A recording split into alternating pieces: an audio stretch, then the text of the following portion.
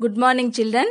ఈరోజు మనం 5వ తరగతి తెలుగు వాచకంలో మోసకారికి మోసమే జవాబు అనే కథ యొక్క మిగిలిన భాగాన్ని తెలుసుకుందాం.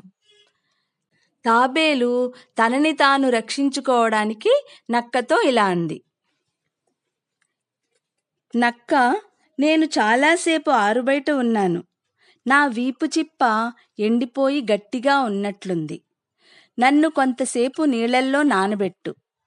వీపు చిప్ప నానిన తర్వాత నీకు సులభంగా కొరుకుడు పడుతుంది. నీ ఆకలి తీర్చిన పుణ్యం నాకు వస్తుంది అని నమ్మకం కలిగేటట్లు చెప్పింది. మోసాలు చేయడంలో ఎంతో తెలివిగల నక్క కూడా ఆకలి మీద తాబేలు చెప్పిన మాటలను నమ్మింది. కూర్మమా, కూర్మమా అంటే తాబేలు, నీ వీపు మీద ఒక కాలు, నేల మీద ఒక కాలు ఉంచుతాను. నీవు మెల్లమెల్లగా నీటిలోకి జరుగు వెళ్ళు. మళ్ళీ 2 కాళ్ళు నీ వీపు మీద ఉంచి నానబెడతాను. కొత్తదానివి కాబట్టి నిన్ను అంత సులభంగా ఇప్పుడే నమ్మను. నీకే కాదు, ప్రాణాలంటే ఎవరికైనా తీపి అనేది అందరికీ తెలిసిందే కదా అని నక్క అంది. నక్క చెప్పినట్లు తాబేలు నీళ్ళల్లోకి మెల్లమెల్లగా జరిగింది.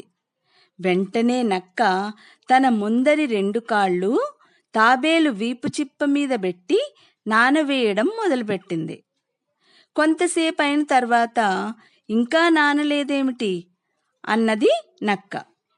అప్పుడు తాబేలు, నక్క, 2 కాళ్ళు వీపు మీద పెట్టి నిలుచుంటే కాళ్ళు తాకుతున్న ప్రదేశం ఎలా నానుతుంది? నీవు కాళ్ళు తీయి, వీపు త్వరగా నానుతుంది. వెంటనే ఆకలి తీర్చుకోవచ్చు అన్నది. తాబేలు మాటలు నక్క నమ్మి దాని వీపు మీద కాళ్ళు 2 తీసేసింది. చటుక్కున తాబేలు నీళ్ళల్లోపలికి పరిగెత్తి తన ప్రాణాలు రక్షించుకుంది. తాబేలు తనను మోసం చేసిందని నక్క ఆశ్చర్యపడింది.